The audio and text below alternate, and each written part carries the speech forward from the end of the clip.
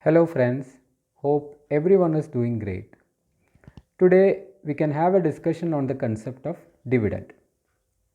The term dividend can be discussed from various angles.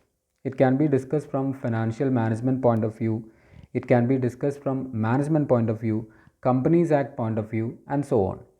So our discussion will be primarily focusing on Companies Act 2013 view on the concept of dividend.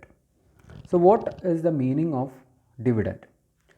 It is quite natural that the profit which is earned by the company will have to be distributed to its shareholders, as they are the person who had invested in the shares of the company.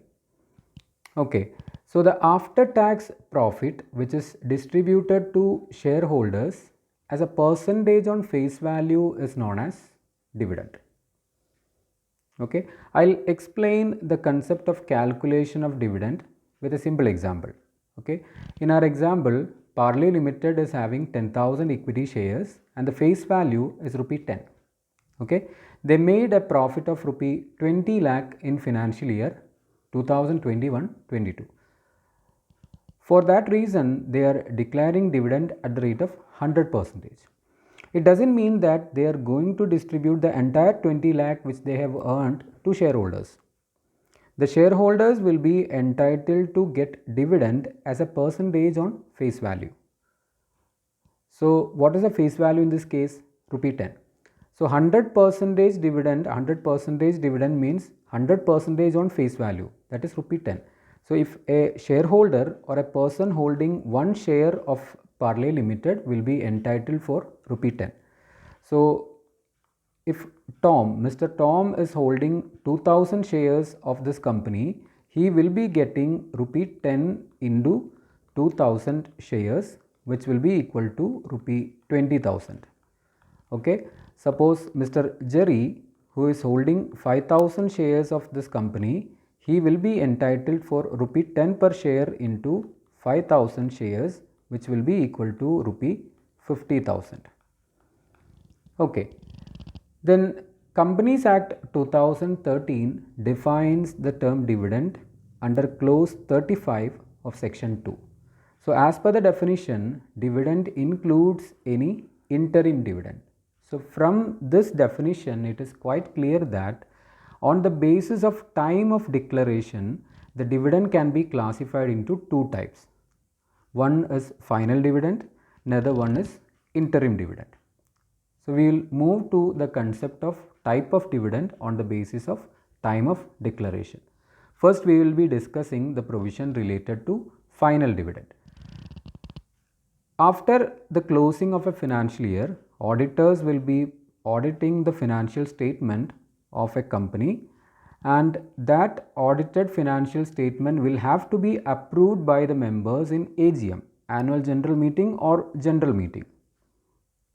Okay, so the dividend which is recommended by board of directors of a company and which is approved by the members in AGM, annual general meeting or general meeting, is known as final dividend. So final dividend will be going through two stages. One is the stage of recommendation by board. So dividend after this stage is known as proposed dividend. Okay, the dividend will be becoming final dividend once it is approved by members at general meeting. So these two stages are mandatory in final dividend. Okay, so when the board of directors is recommending dividend, say for example 30% dividend is recommended by board, members can reduce the same. Members can reduce it to 25, 20%, 15%, 10%, etc. But they are not having power to exceed the rate which is recommended by board.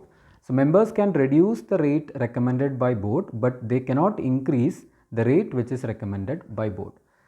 Then coming to the powers which is in final dividend, there is involvement of board of directors and members of a company, shareholders of a company. Board's power will be restricted to recommendation only. They can only recommend final dividend. They cannot declare final dividend. Members can declare final dividend only if it is recommended by board. Okay, so members can declare only if it is recommended by board.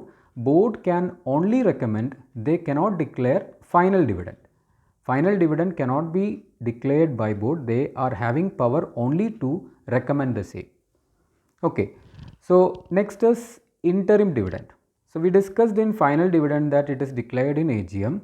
So any dividend which is declared by board, which is declared by board of directors between two AGM is known as interim dividend. Okay, so final dividend will be recommended by board plus declared by members. Interim will be declared by board. Okay, so these are the basic concept which is related to dividend. I think the discussion is clear to everyone. There are n number of other factors which are related to dividend that we will be discussing in the coming session. Okay, so thank you all and take care.